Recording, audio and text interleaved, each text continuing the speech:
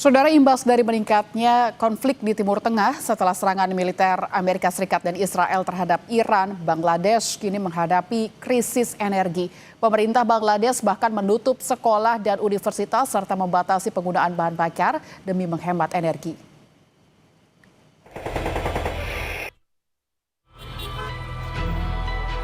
Perang Iran melawan Israel dan Amerika Serikat berimbas ke Bangladesh. Sejak Jumat pekan lalu, pemerintah Bangladesh membatasi penjualan bahan bakar.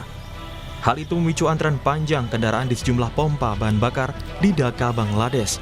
Warga bahkan rela menunggu berjam-jam hingga semalaman demi mendapatkan bahan bakar.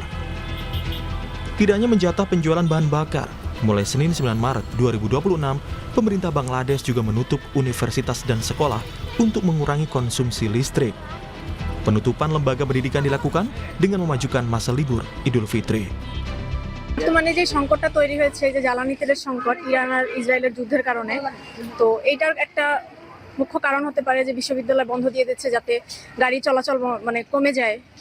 শিক্ষার্থীরা বাড়িতে ফিরে গেলে ঢাকা শহরের উপর একটা চাপ কমে যাবে, গাড়ির চাপ কমে যাবে। সেক্ষেত্রে বাংলাদেশে এই সংকটটা এক্ষেত্রে কমতে পারে। আরেকটা হচ্ছে বিদ্যুৎ সাশ্রয়ের কথা বলা হচ্ছে।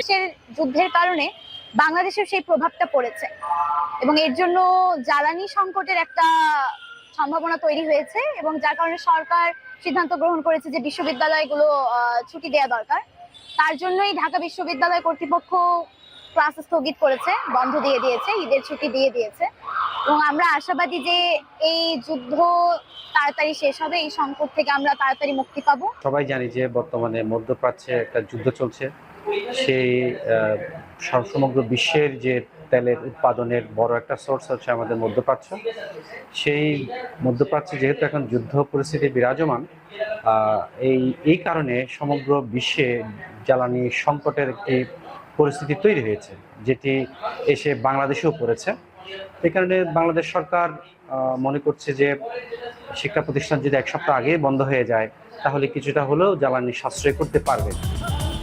Pemerintah Bangladesh juga mengimbau lembaga dan kantor untuk memaksimalkan cahaya alami dan meminimalkan konsumsi daya yang tidak perlu.